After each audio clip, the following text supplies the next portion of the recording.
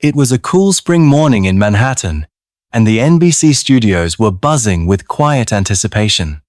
Cameras were rolling, lights were perfectly calibrated, and sitting in front of a mirror, in a pastel pink blazer, was Melania Trump, former First Lady of the United States, preparing for what some called her last chance at a serious media comeback.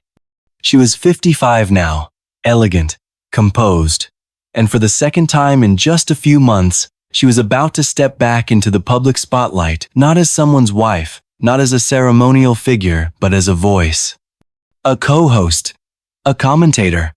Her first attempt had ended in disaster, a live appearance on CNN, where a tense moment turned into a medical emergency. That footage had gone viral for all the wrong reasons. Critics were brutal. Supporters fell silent, and Melania quietly disappeared from headlines for a while. But this morning was different. She wasn't going back into chaos. She had chosen a safer arena, more structured morning show called America Today, hosted by veteran journalist Matt Harrison. NBC was making a calculated bet that Melania, in the right format and surrounded by the right people, could reclaim her dignity and perhaps even reintroduce herself to the American public. Backstage, her new executive producer, Sarah Mitchell, leaned in close and whispered, "Remember, no politics, no foreign policy, just culture, art, and light social talk. You've got this." Melania nodded. Her eyes were focused, her hands calm. She checked herself once more on the monitor. The hair was perfect. The makeup was flawless. But behind her polished smile was a woman who knew she had everything to prove and nothing left to lose. Meanwhile, across the Atlantic, in a quiet presidential office in Ouagadougou, Burkina Faso, President Ibrahim TRAORÉ sat reviewing economic reports when his chief of staff, Major Du, entered holding a tablet. "Mr. President," he said, "the former First Lady of the United States is back on television. Our sources say she might mention you again." Ibrahim looked up slowly. "After what happened last time?" he asked, raising an eyebrow. "She's trying a soft return. Lower stakes, less politics," Dow replied. "But we'll monitor." Ibrahim leaned back in his chair, a calm expression on his face. "Good. If she mentions Burkina Faso or Africa again, I want to be ready." Neither of them knew what was coming, because what seemed like a simple morning broadcast would soon unravel into a confrontation that no one expected, and that would leave one of them forever changed. At exactly 8 a.m., the bright theme music of America Today faded as the camera swept across the sleek NBC studio. "Good morning, America," Matt Harrison greeted warmly. "I'm joined today by my new co-host, Melania Trump, bringing her unique global perspective to our conversations." Melania smiled, poised and elegant. "Thank you, Matt. It's wonderful to be here, starting mornings with American families." For the next 40 minutes, everything went according to plan. They discussed modern art trends, a Paris exhibit on African textile history, and a heartwarming story about a girls' school in Guatemala. Melania appeared calm, collected, charming even. Viewers on social media commented, "She's finally found her lane." Gone was the tension from months before. In its place was a woman trying to reinvent herself in front of a live national audience. And for a while, it worked. Until Matt asked a seemingly harmless question. "Melania," he began with a casual tone, "as a former First Lady, you've interacted with many world leaders. What qualities do you believe are most important in international leadership?" There was a pause. Just a beat too long. Melania sat up straighter, sensing an opportunity to show strength. "Well, Matt," she said, "leadership on the global stage requires maturity, experience, and most of all, education. Not just formal schooling, but cultural literacy. The kind of exposure that prepares someone to truly represent their nation abroad." It sounded polished, but she didn't stop there. "What concerns me," she continued, her voice steady but assertive, is the trend of very young leaders, especially in developing regions, coming into power without the kind of international education or diplomatic grounding that the world stage demands. Matt's smile tightened. He shifted in his seat. Are you referring to a particular region? Melania hesitated, then nodded slightly.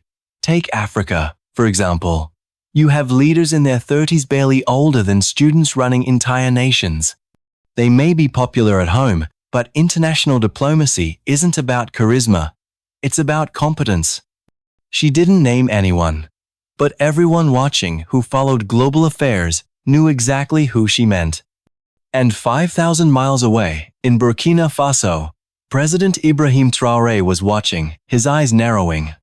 She's doing it again, Major Dow murmured beside him. Ibrahim's gaze never left the screen. He reached slowly for his phone. Connect me to the NBC studio, he said calmly. Let's give Madam Trump a second lesson. Back in New York, Matt was beginning to sense that the segment had drifted too far off course. As Melania continued her commentary about measured statesmanship and international readiness, his producer's voice suddenly crackled through his earpiece. Matt, we have an urgent live call. Matt blinked, then turned toward the camera. Melania, he interrupted gently. It seems we have something unexpected. She blinked, surprised. What is it? President Ibrahim Traoré of Burkina Faso is on the line, Matt said carefully, and he'd like to respond directly to your comments. The color drained from Melania's face. Her hands stiffened slightly on the desk. Live. Again. And this time, the world was watching. The screen split in two. On one side, the polished NBC studio, where Melania Trump sat frozen, her hands clenched just slightly, her breathing just a little too shallow. On the other, a well-lit presidential office in Ouagadougou, where President Ibrahim Traoré appeared calm, composed, and quietly powerful. Madam Trump, he began, his tone polite, almost gentle but with an unmistakable current of resolve beneath his words. Thank you for giving me the opportunity to respond. Once more. Melania offered a faint nod, trying to maintain composure. My earlier comments were quite general, she said cautiously. They weren't directed at anyone in particular. General? Ibrahim repeated, a small smile forming at the corners of his mouth. Very well. Then allow me to be specific. He leaned forward slightly. It wasn't aggressive, but everyone watching knew what it meant. You spoke of international education and diplomatic experience, he said. Let me begin by asking, how many languages do you speak fluently, Madame Trump? Melania hesitated. 2 speak Slovenian, English, and some French. I speak 6, Ibrahim said without fanfare. French, English, Mure, Diula, Arabic, and Spanish.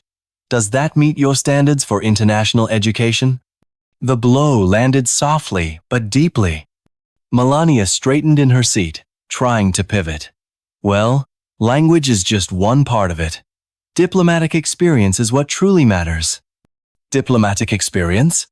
Ibrahim repeated, his smile widening just slightly.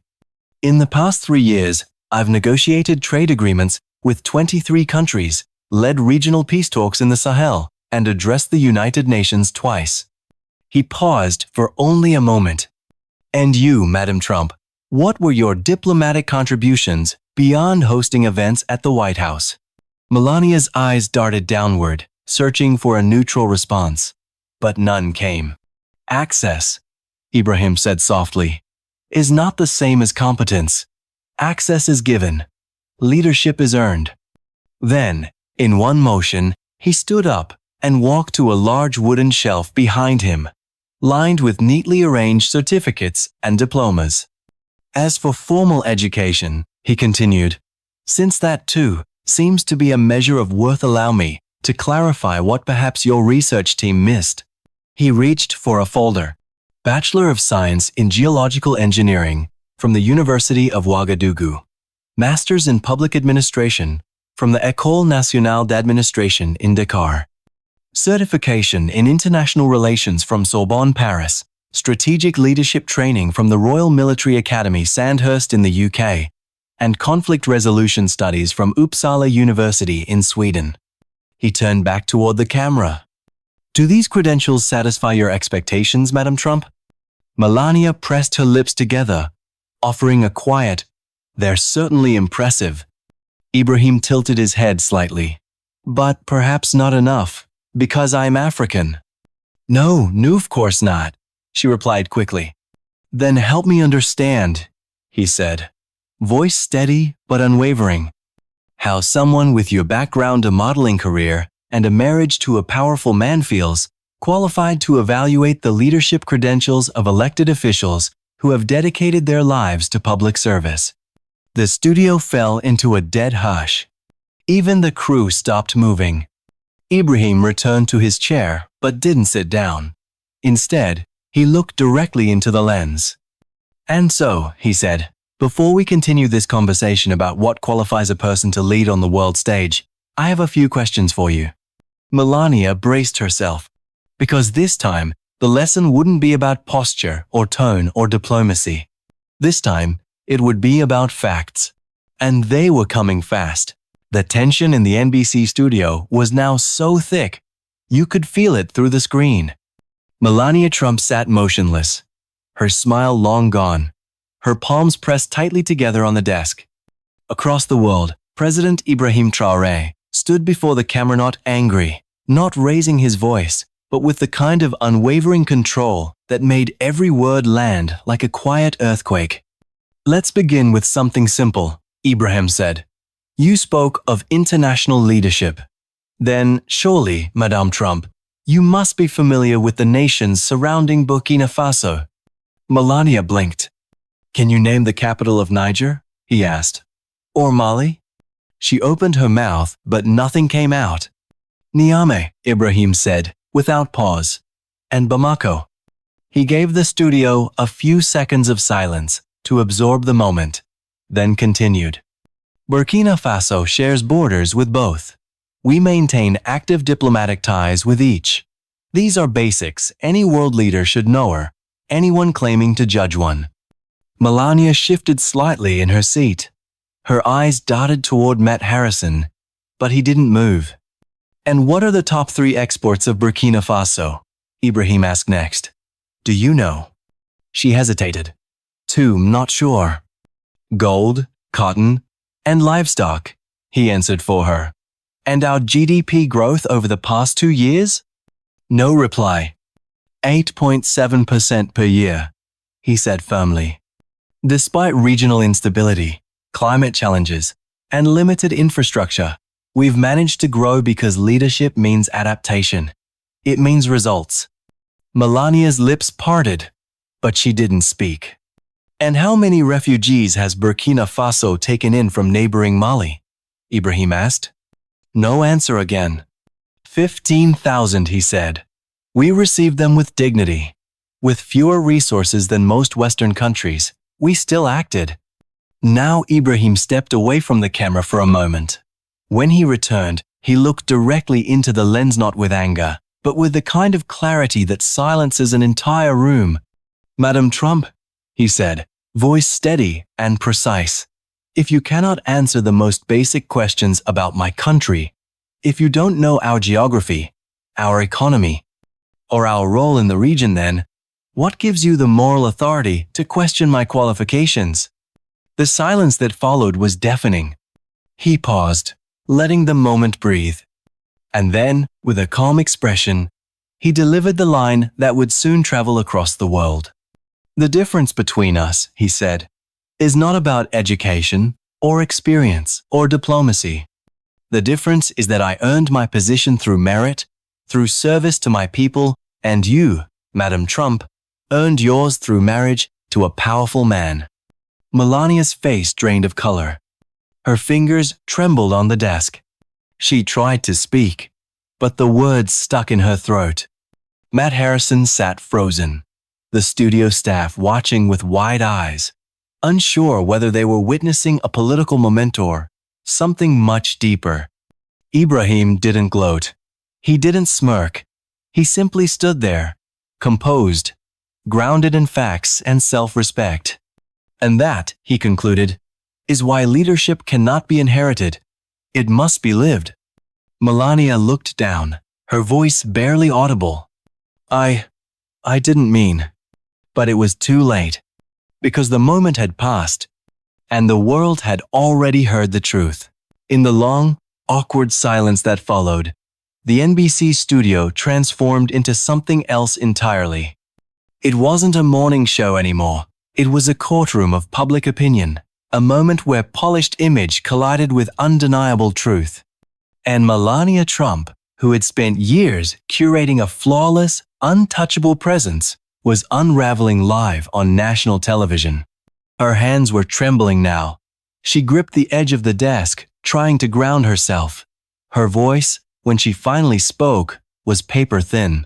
This is deeply unfair. I never meant. But Ibrahim Traoré wasn't finished. And the calm in his voice made it all the more devastating.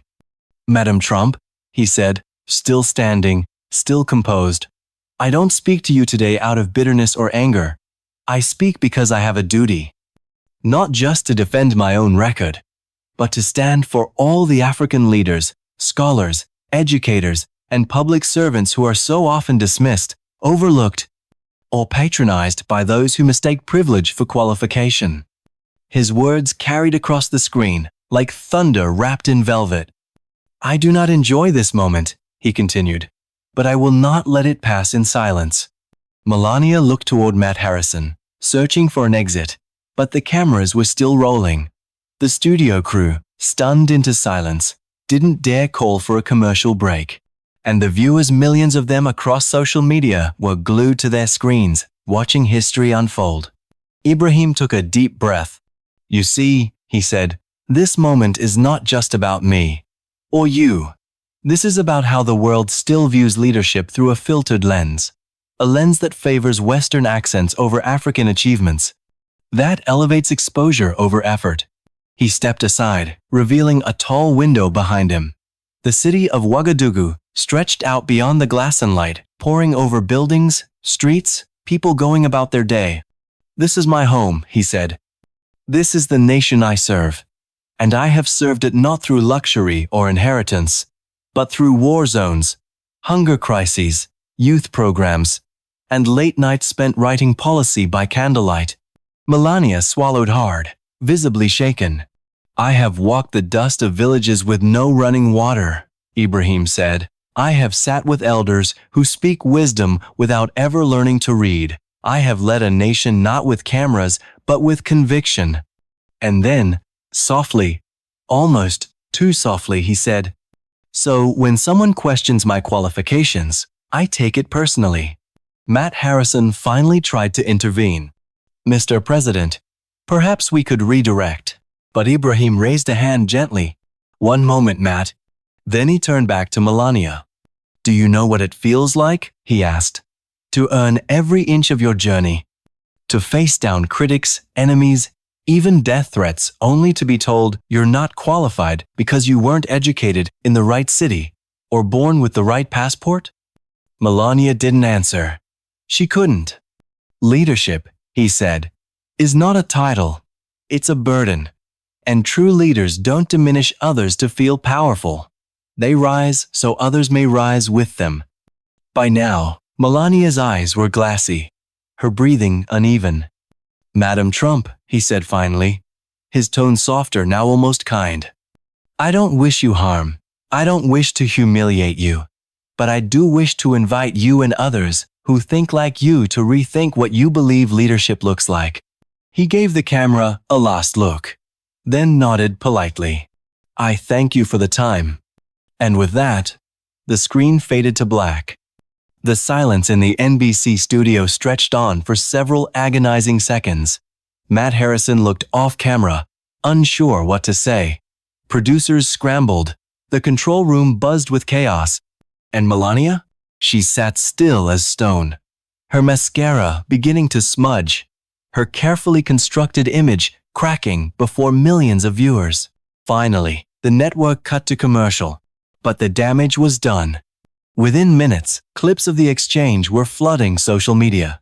On X, the hashtag number "earned not inherited" was trending worldwide. Some called it the most brutal takedown in television history. Others called it justice. Commentators, professors, even celebrities began weighing in. Some criticized Ibrahim's tone, others praised his restraint, but no one questioned the power of what had just occurred. And Melania? She didn't return for the second half of the broadcast. Paramedics were called not because she fainted, but because she was in visible emotional shock. Her team released a brief statement, citing exhaustion and stress. Behind the scenes, NBC executives were in crisis mode. Within 48 hours, the show America Today was quietly pulled from its primetime slot. And just a week later, Melania Trump formally announced her withdrawal from public life. By the time NBC cut to commercial, it was already too late. The clip was everywhere on phones, on news tickers, in group chats, and trending on every social platform within minutes. What had started as a light morning broadcast turned into a global turning point in real time. Viewers didn't just watch the moment, they felt it. The calm, surgical dismantling of Melania Trump's credibility by President Ibrahim TRAORÉ wasn't loud. It wasn't theatrical. It was something far more dangerous to those unprepared for truth. It was undeniable. And the world couldn't stop talking about it. Hashtags like #TRAORÉ speaks, #earned not inherited, and #dignity on air dominated timelines from New York to Nairobi. Viral tweets called it the most respectful takedown in television history. One commentator wrote, "He didn't raise his voice, he raised the bar." But not everyone agreed on the tone.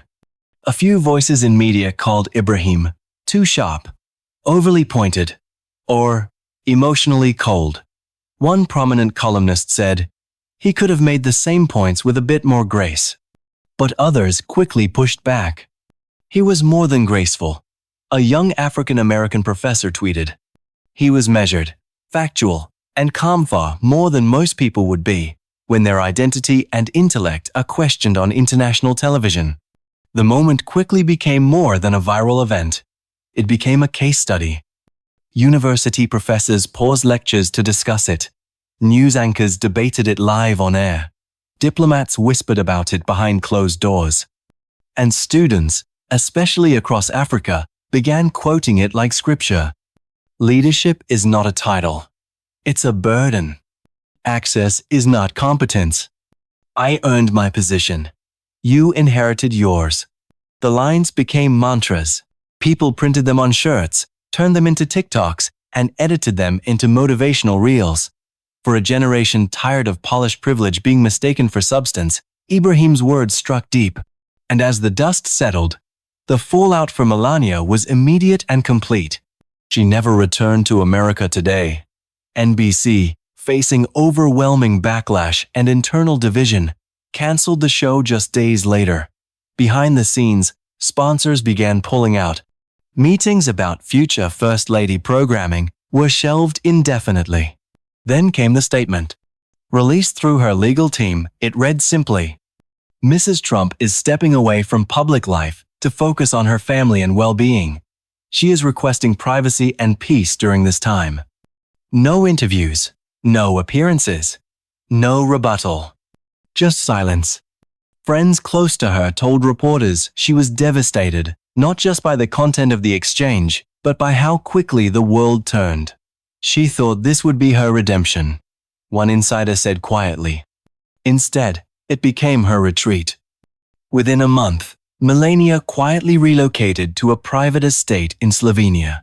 No cameras, no entourage, no press. According to close contacts, she no longer watched television. She deleted all her social media accounts. She stopped responding to media requests. And when one journalist managed to get a rare phone interview nearly 3 months later, all she said was, "Some wounds never fully heal."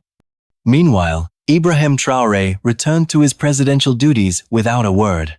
When asked about the incident during a press conference weeks later, he simply said, I defended my dignity.